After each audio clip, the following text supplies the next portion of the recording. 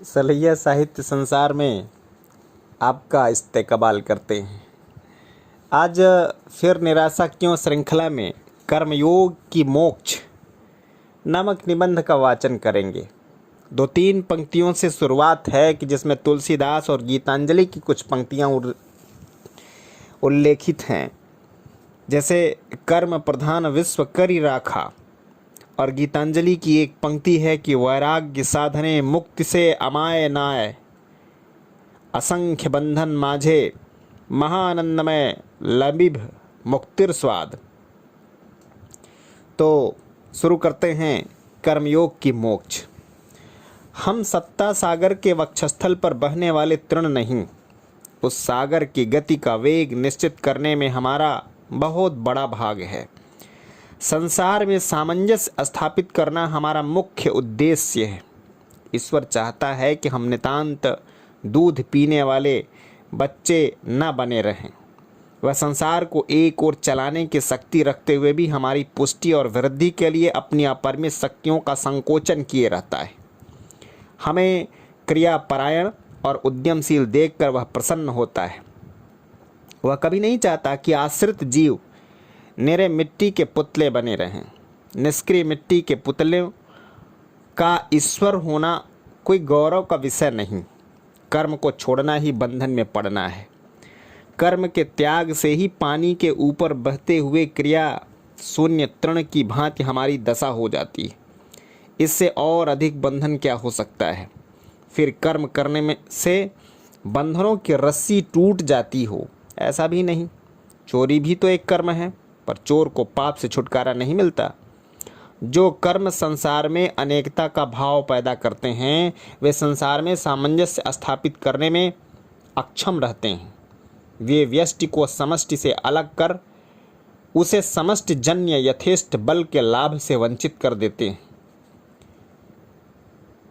उसकी शक्तियों का पूर्ण विकास नहीं होने पाता। नीच स्वार्थ साधन के निमित्त किए हुए कर्म जल कण को सागर से पृथक करने की चेष्टा करते हैं। सागर से पृथक होकर जल कण गतिहीन हो जाता है। यही परम बंधन है। व्यष्टि का समष्टि से अलग होना असाम्य को बढ़ाता है। असाम्य द्वारा समष्टि और व्यष्टि दोनों ही का संबंध तंतु क्षीण हो जाता है।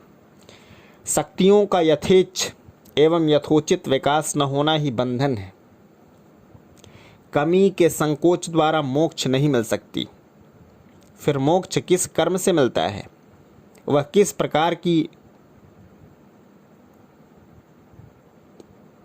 दशा में होगा और कब मिलेगा। जिन कर्मों का मूल केवल स्वार्थ साधन में संकुचित नहीं हो सकता, जो कर्म सत्ता सागर के जल कणों में सामंजस्य स्थापित कर संसार सागर के उन्नति के विकास में योग देते हैं, वे ही कर्म मोक्षप्रद हैं। समष्टि की उन्नति में ही व्यष्टि की भी उन्नति है। व्यष्टि समष्टि से अलग होकर अपनी स्थिति नहीं रख सकती। समष्टि ही व्यष्टि की सच्ची आत्मा है। समष्टि के लिए जो कर्म है उसी में सच्चा स्वार्थ है। समष्टि के योग से जो व्यष्टि की क्रियाएं होती हैं, वे ही उसकी शक्तियों को यथोचित रीति से विकसित करने में समर्थ होती हैं। वे ही उसकी संकीर्णता और परिमितता को छिन्न भिन्न कर सकती हैं। कर्म की व्यष्टि को समष्टि से मिला देते हैं। वे ही उसके जटिल बंधनों को तोड़ने में समर्थ होते हैं।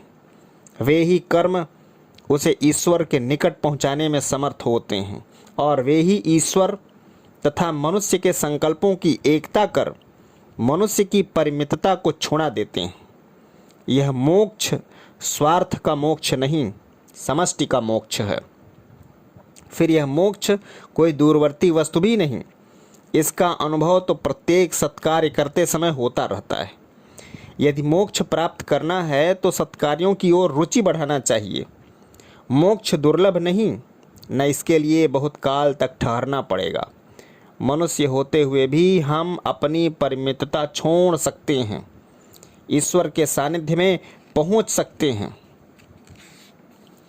उसके अनुभव से अपने अनुभव के साम्य का सुख और आनंद भोग सकते हैं। सच्चा ऐक्य एकता संबंधी ज्ञान की भित्ति पर क्रिया करने में है। क्रिया में ही सच्चा अनुभव है। साम्यकमय क्रिया ही सच्ची निष्क्रियता है। स्वार्थ ही बंधन है और निस्वार्थता मोक्ष।